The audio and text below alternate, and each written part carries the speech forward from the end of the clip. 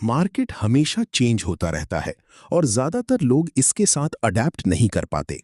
इस वीडियो में आप देखेंगे कि आपको इसके साथ कैसे चलना है।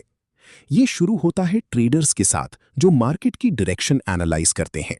जैसे कि हम देख सकते हैं कि इस forex pair 1 hour time frame पर लगातार नीचे जा रहा था, बढ़ते हुए बेरिश प्रेशर के साथ। लेकिन फिर अचानक मार्केट अग्रेसिवली ऊपर जाने लगा। अब किसी भी चेंज इन स्ट्रक्चर के बाद आपको प्राइस एक्शन को पेशेंस के साथ क्लोजली एनालाइज करना है। तो हम बेसिक से शुरू करते हैं।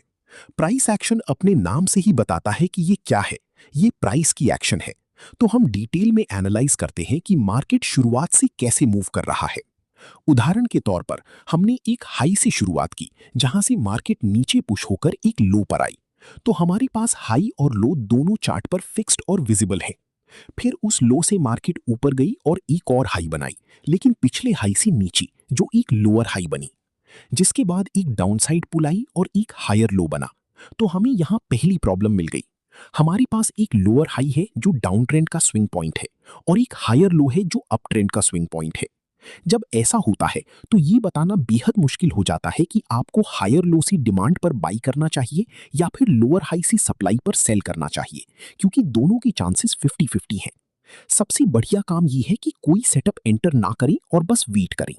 या तो मार्केट हाई के ऊपर ब्रेक करें जिससे अप ट्रेंड का एक और कंफर्मेशन मिली, या फिर लो के नीचे ब्रेक का वेट करें जिससे डाउन ट्रेंड का कंफर्मेशन मिली। और यही एग्जैक्टली यहां हुआ भी। मार्केट ने डाउन ट्रेंड कंटिन्यू किया एक लोअर हाई बनाकर, जिसके बाद लोअर लो आई।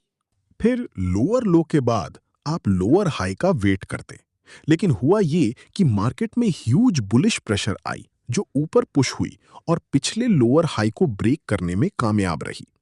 अब जब मार्केट डाउन ट्रेंड में हो और वो लास्ट हाई को ब्रेक कर दे और पहला हायर हाई बनाए, तो वो हायर हाई एक बड़ा इंडिकेशन है कि हम शायद अप ट्रेंड में रिवर्स हो गए हैं। इसे हम चेंज ऑफ कैरेक्टर या मार्केट स्ट्रक्चर शिफ्ट कहते हैं, डाउन ट्रेंड से अप ट्रेंड में।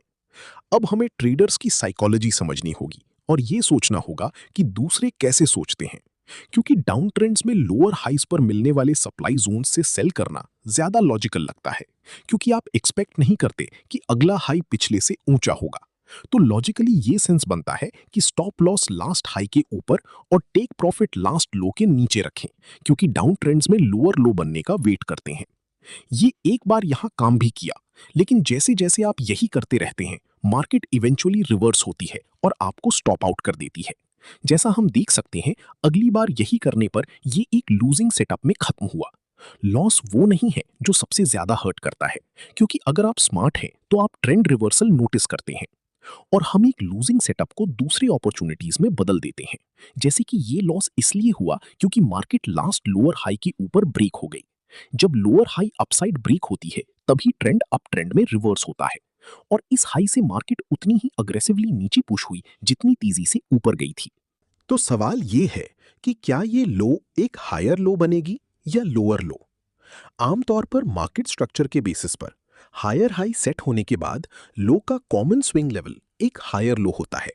लेकिन प्रॉब्लम यह है कि लास्ट लो एक लोअर लो थी, तो हमारे पास कंफर्मेशन नहीं है।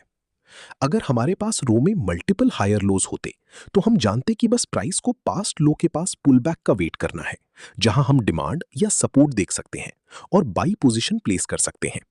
लेकिन यहां मार्केट में ये मुश्किल है, क्योंकि हम बेसिकली इस ड्रॉप का बॉटम प्रिडिक्ट कर रहे हैं, लेकिन हमें नहीं पता कि ये ड्रॉप आगे कंटिन्यू होगी और लास्ट लो को ब्रेक करेगी या यहीं रुककर मार्केट बुलिश प्रेशर में जाएगी। एक इंपॉर्टेंट क्लू है हायर हाई, क्योंकि ये सप्लाई जोन्स या रेजिस्टेंस लेवल्स को इनवैलिडेट कर देती है। तो हाईज से सेल करना वर्थ इट नहीं रहता, क्योंकि अगर मार्केट हायर हाईज बनाती रही तो आप एक और लॉस के साथ स्टॉप आउट होंगे। तो अगर सेलिंग वर्थ इट नहीं है तो बाइंग के बारे में क्या। तो बाई पोजीशन कहां सेंस बनाती है।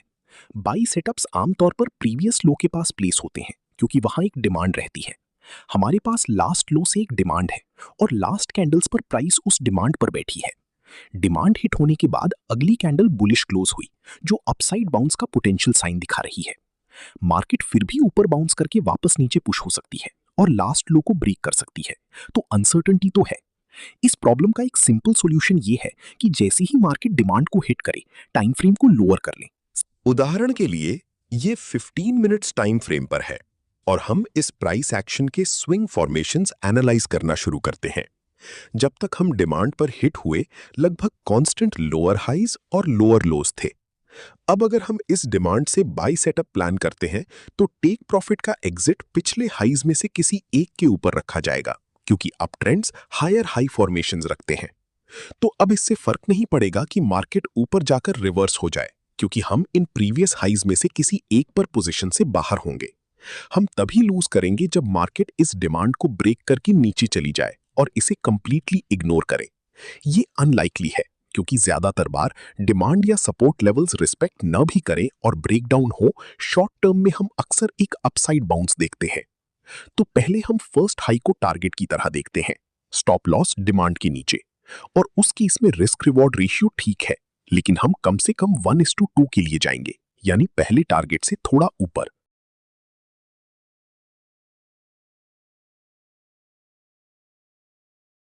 और अगर हम प्राइस एक्शन देखें और डायरेक्शनल बायस एनालाइज करें, तो इस टाइम फ्रेम के लास्ट हाई को ब्रेक करने के बाद मार्केट अप ट्रेंड में चली गई, जो इस 15 मिनट्स चार्ट के अंदर हायर हाइज और हायर लोज की स्विंग लेवल से दिखती है। फिर हमने मार्केट में बेरिश प्रेशर वापस आती देखी। इस रीसेंट बेरिश पुश ने लास्ट लो के नीचे ब्रेक करने में कामयाबी हासिल की। अगर क्लोजली देखें, तो ये काफी समय बाद पहला लोअर लो है। जब मार्केट अप ट्रेंड में हो, उस दौरान पहला लोअर लो, ये पहला मेजर सिग्नल है कि हम शायद डाउन ट्रेंड में रिवर्स हो गए हैं। क्योंकि हमारे पास लोअर लो है, डाउन ट्रेंड में हाई का स्विंग लेवल एक लोअर हाई होगा, तो हम बेसिकली एक्सपेक्ट कर रहे हैं कि एक इवेंचुअल अपसाइड पुलबैक पर मार्केट लास्ट हाई को ब्रेक नहीं कर पाएगी। ये पुलबैक लास्ट हाई के नीचे खत्म होनी चाहिए, ताकि डाउन ट्रेंड कंटिन्यू हो, जो अभी बना है। और ये रिवर्सल का एग्जैक्ट पॉइंट आमतौर पर सप्लाई या रेजिस्टेंस से होता है, जो रीसेंट हाई से ली जाती है। वो इस लेवल के आसपास होगी। हम सेल सेटअप पोजीशन करते हैं, स्टॉप लॉस सप्लाई के ऊपर और टेक प्रॉफिट लो के नीचे। मार्केट ऊपर पुल बैक लेती है, सप्लाई को हिट करती है, सेल सेटअप ओपन होता है, सप्लाई से तुरंत रिजेक्ट होकर नीचे जाती है और इवेंचुअली टेक प्रॉफिट तक ड्रॉप करती है। एक अच्छी वजह है जो मैंने फर्स्ट लो या ज्यादा से ज्यादा सेकंड लो को टारगेट करने का मेंशन किया। पहली वजह है balanced risk to reward ratio रखना, यानी बहुत ज्यादा नहीं, जैसे 1:5, लेकिन बहुत कम भी नहीं। ज्यादातर केसेस में हम 1:3 से ज्यादा टारगेट नहीं करना चाहते, क्योंकि रिस्क बहुत बढ़ जाता है, खासकर इस मार्केट पर।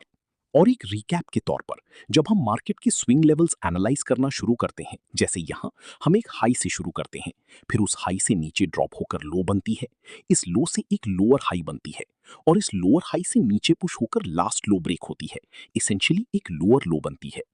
अब जब हमें पता है कि हमारे पास लोअर हाई और लोअर लो दोनों हैं, तो हम मार्केट का ट्रेंड जानते हैं, ऑब्वियसली एक डाउन ट्रेंड। डाउन ट्रेंड्स में सबसे ज्यादा इस्तेमाल होने वाली स्ट्रैटेजी है लोअर हाई पर सप्लाई या रेजिस्टेंस आइडेंटिफाई करना, क्योंकि इसी सप्लाई से अगला लोअर हाई प्रोबेबली खत्म होगा। तो अगर हम एक्सपेक्ट करते हैं कि अगला हाई प्रीवियस लोअर हाई को ब्रेक नहीं कर पाएगा, तो लॉजिकली ये सेंस बनता है कि स्टॉप लॉस उस हाई के ऊपर रखें और टेक प्रॉफिट लास्ट लो के नीचे, क्योंकि हमारे पास ऑलरेडी मल्टीपल लोअर लोज हैं। तो इसके चांसेस क्या हैं कि जिस एग्जैक्ट मोमेंट हम मार्केट एंटर करें, तभी ये लोअर लोज बनाना बंद कर दे। कुछ सिचुएशंस में ऐसा होता है, लेकिन ये अनलाइकली है। प्रोबेबिलिटीज अभी भी हायर हैं कि एक और लोअर लो बनेगी। और जैसे जैसे ये बार बार होता रहता है, इवेंचुअली मार्केट को प्रीवियस लोअर हाई के ऊपर ब्रेक करना ही होता है। ये पहला मेजर साइन दिखाता है कि ये मार्केट डाउन ट्रेंड से अप ट्रेंड में रिवर्स हो गई है, और अब अप ट्रेंड्स में सेल्स की जगह बाई पोजीशन ज्यादा फेवर की जाती हैं। ये बाई पोजीशंस डिमांड या सपोर्ट लेवल्स पर प्लेस होती हैं, जो लास्ट लो से ली जाती हैं। और आप नोटिस करेंगे कि मार्केट कितनी बार इस डिमांड में पुल करेगी। लेकिन असली सवाल ये है कि आपको नहीं पता कि ये हायर लो बनेगी और इस डिमांड से बाई सेटअप प्लेस होकर मार्केट लास्ट हाई के ऊपर हायर हाई में जाएगी। प्रॉब्लम ये है कि हमारे पास लोअर लो है जो डाउन ट्रेंड का स्विंग पॉइंट है, और ये हायर हाई के साथ कपल्ड है जो अप ट्रेंड का स्विंग पॉइंट है। तो मार्केट बस वही कंटिन्यू कर सकती है जो वो पहले कई बार कर चुकी है, और एक और लो बना सकती है। और अगर ऐसा हो और हमारी बाई पोजीशन के प्लेसमेंट्स वही रहे, तो हम ऑब्वियसली सेटअप लूज करते हैं।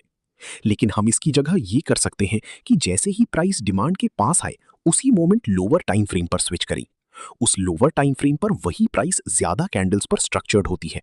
इस तरह हम प्राइस एक्शन को और डिटेल में देख सकते हैं। स्पेसिफिकली हायर टाइम फ्रेम से डाउनसाइड पुश को लोअर टाइम फ्रेम पर एक ऐसी मार्केट की तरह देखा जाएगा जो कॉन्स्टेंटली लोअर हाइज और लोअर लोज बना रही है। और जिस मोमेंट हम लो टाइम फ्रेम पर डिमांड हिट करें, हम अभी भी उसी डिमांड से बाई सेटअप प्लान कर सकते हैं, सिमिलर स्टॉप लॉस लेवल के साथ जो डिमांड के नीचे हो। लेकिन जो चीज बदलती है वो है टेक प्रॉफिट के लिए टारगेट लेवल्स। हम फर्स्ट लेवल या सेकंड लेवल को इस तरह टारगेट करते हैं कि मिनिमम 1:2 रिस्क रिवॉर्ड रेशियो मिले। और अगर ये डिमांड फेल भी हो जाए और बाद में ब्रेकडाउन हो जाए, तो हम उम्मीद है एक विनिंग सेटअप के साथ पोजीशन से बाहर होंगे। इस वीडियो में जो सारी कॉन्सेप्ट्स यूज हुए हैं वो डिस्क्रिप्शन की लिंक पर डेप्थ में जीरो से डिस्क्राइब किए गए हैं, जहां का गोल है कि होपफुली आपका टाइम बचे। और चैनल पर लास्ट वीडियो जरूर चेक करें, हम यहाँ बहुत वैल्यू शेयर करते हैं।